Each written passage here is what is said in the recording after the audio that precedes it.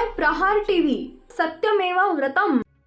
राज्यात विधान परिषदेच्या 10 जागांसाठी राजकीय मोर्चे बांधणीला वेग आलाय। येत्या 12 मे रोजी विधान परिषदेच्या जागांसाठी मतदान होणार आहे, तर यासाठी येत्या 30 एप्रिलला अर्ज दाखल केला जाणार आहे। महाविकास आघाडीकडून अद्याप कोण विधान परिषदेच्या रिंगणात उतरणार हे निश्चित झालेलं नाही, त्यामुळे विविध तर्कवितर्क सुरू झालेत। या पार्श्वभूमीवर शिवसेना ठाकरे गटाचे नेते संजय राऊत यांनी नेहमीच्या शैलीत महायुतीवर हल्लाबोल करत महाविकास आघाडीच्या रणनीतीबाबत मोठं विधान केलंय। संजय राऊत यांनी नुकताच पत्रकारांशी संवाद साधला। यावेळी त्यांनी पत्रकारांनी विधान परिषदेच्या जागांसाठी उद्धव ठाकरे उमेदवार असणार का व त्यांच्या नावाचे पेढे खायला मिळणार का असा प्रश्न विचारला। यावर त्यांनी सविस्तर उत्तर दिले।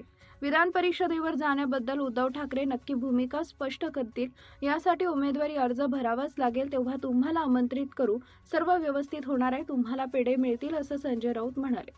त्यावर पत्रकारांनी कोणाच्या नावाचे पेढे मिळणार असा प्रश्न विचारला। त्यावर संजय राऊत यांनी आपल्या खास शैलीत उत्तर दिले, ते नाव तुम्हाला नक्की कळेल। अनेक लोकांचे नाव पेढे वाटायचे आहेत। भाजप, एकनाथ शिंदे गट, अजित पवार गट, सर्वांचे पेढे तुम्ही खा, आमच्याच पेढ्यावर तुमचं लक्ष का असा मिश्किल सवालही केला। या निवडणुकीत होणाऱ्या गुप्त मतदारावरून संजय राऊत यांनी जोरदार टीका केली आहे। एकनाथ शिंदे हे इतके महान सदग्रहस्थ आहेत की ते भाजपची मतही फोडू शकतात। अमित शहांनी घडवलेला तो इतका मोठा माणूस आहे। देवेंद्र फडणवीसांना अडचणीत आणण्यासाठी ते भाजपची मतही फोडू शकतात। ते सुपर पॉवर आहेत। प्रत्येकानं आपापली मतं सांभाळावीत, कारण मतदान हे गुप्त होणार आहे, कोणीही कोणाचा नसतो, सर्व पैशांचे आहेत असा खोचक सल्ला त्यांनी दिला।